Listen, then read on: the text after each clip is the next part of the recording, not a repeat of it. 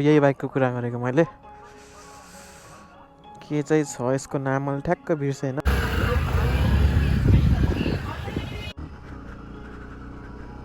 क्या स्मुथ यार, डट चलाए जस्तै नलाग्ने। अब यामाहा भएपछि रिलायबल त अब यसै नै हुने भयो यामाहाको बाइक भनेपछि त। यो चाहिँ फुल्ली एफआई भएकोले हजुरले 40 देखि 45 किलोमिटरको माइलेज पाउनुहुन्छ। यो चाहिँ एक्जस्टको साउन्ड सुन्नु है, यस्तो हो साउन्ड चाहिँ। Last but not the least, यसको प्राइस चाहिँ 7,49,900 हो।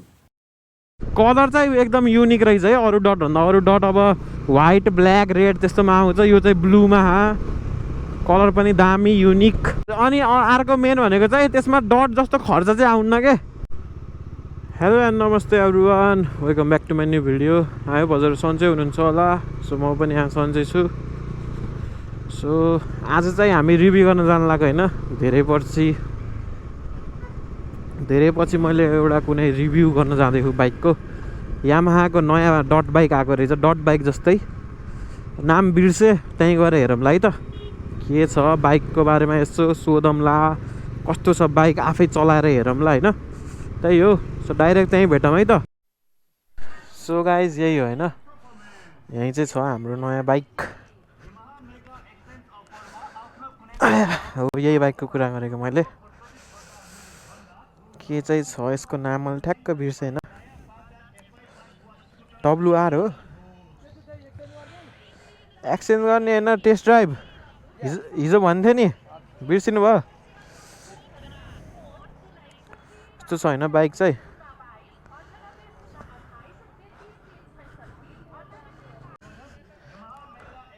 ल हाइट चाहिँ ठ्याक्क भेट्यो है मेरो।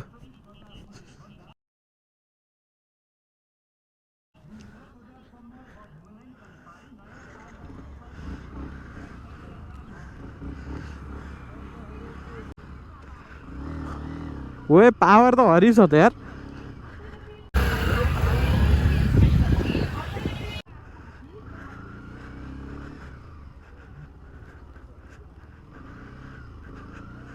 ओए माकुर के हो, बाइक त सही छ त। क्या स्मुथ यार, डट चलाए जस्तै नलाग्ने।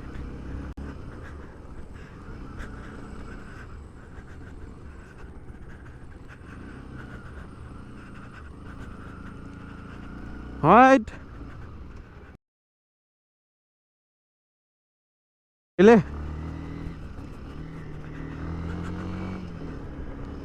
सही छ है।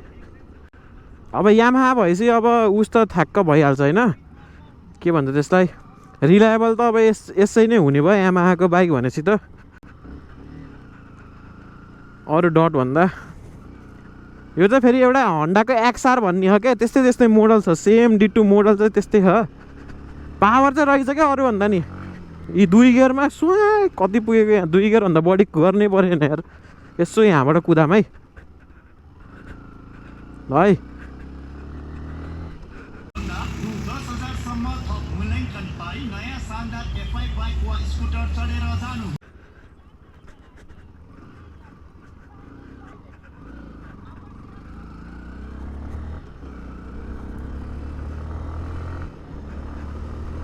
स्पिडोमिटरै काम गरेन क्या, न त कति कुदे हो भनेर चेक हान्न हुन्थ्यो।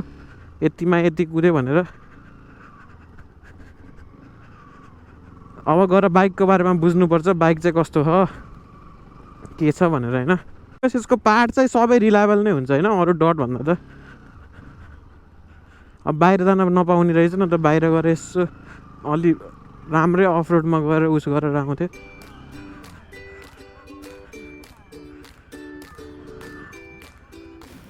सो बाइकको कुरा गर्नुपर्दा चाहिँ यो अफरोड र अनरोड दुइटैको लागि बेस्ट छ।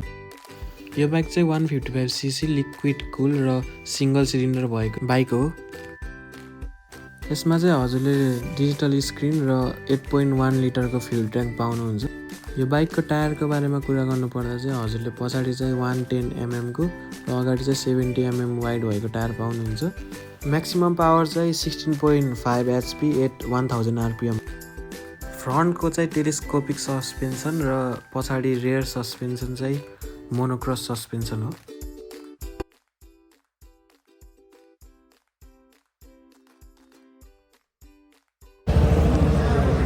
यो चाहिँ एक्जस्टको साउन्ड सुन्नु है,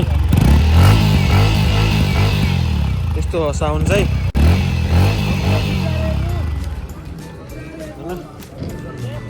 अब म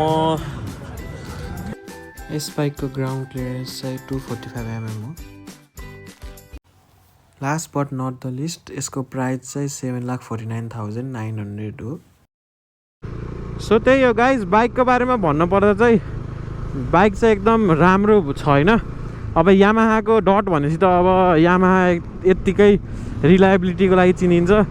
वे अस्तिको बाइक CF मोटो 450 MT, यही बाइक भनेको क्या मैले 12 लाख। सो हामी टपिक चाहिँ नहटाम, अब यो बाइक जान दिउँ। 12 लाखको भओस् कि 15 लाखको। सो त्यही हो, त्यो बाइक चाहिँ एकदम राम्रो हो। सिट हाइट पनि ठ्याक्क ठ्याक्क हो, पावरको त कुरै नगरौँ, अनि रिलायबिलिटी पनि त्यस्तै हुन्छ। स्पेसिफिकेसन चाहिँ मैले अब एडिट गरेर हाल्छु, त्यो दाइहरूलाई पनि थाहा होइन, मलाई पनि थाहा होइन। सो प्राइस चाहिँ कति त्यो पनि पछि नै भन्नु पर्ला। त्यही हो, ग्राउन्ड क्लियरेन्स पनि एकदम धेरै हो त्यो बाइकको। हो यस्तै हो के, हो यही बाइक जस्तै हो के।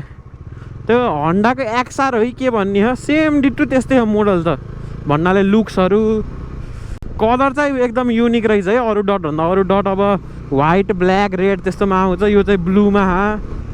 कलर पनि दामी युनिक। अरूभन्दा चाहिँ पावर चाहिँ मलाई हरिब लाग्यो होइन। अनि प्राइस चाहिँ हाई छ क्या हो के, 7 लाख हो कि 8 लाख छ, अब हेरेपछि थाहा हुन्छ मलाई नि। त्यही हो, बाइक चाहिँ राम्रो हो।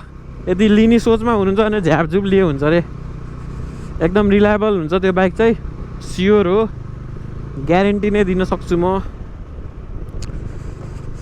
त्यही हो गाइज। अनि अर्को मेन भनेको चाहिँ त्यसमा डट जस्तो खर्च चाहिँ आउन्न के। त डट हुन्छ नि अब एकदम खर्च हुने।